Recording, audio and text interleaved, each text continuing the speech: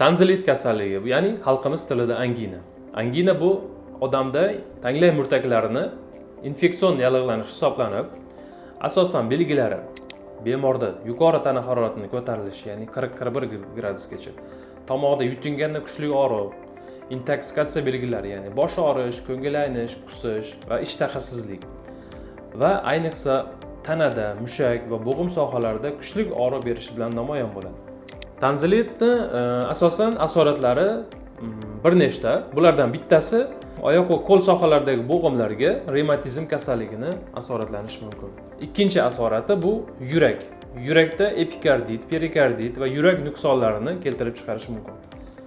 Uchinchi asorati bu buyrak qismida, ya'ni siydik yo'llaridagi glomerulonefrit, pielonefrit degan kasalliklarni keltirib chiqaradi.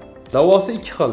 Birinchisi konservativ, ya'ni dori-darmon bilan davolanadi. Bu oddiy holatlarda, ya'ni antibiotik terapiya, tomoqlarni chayish, shimish. Agar konservativ davo yordam bermasa, ikkinchi usul va xirurgik, ya'ni lazer yordamida anginani olib tashlaymiz. Agar o'zingizda yuqoridagi kasalliklar belgilarini sezsangiz, doktor Hasan klinikasiga murojaat qiling, lor qabuliga yozilishingiz mumkin.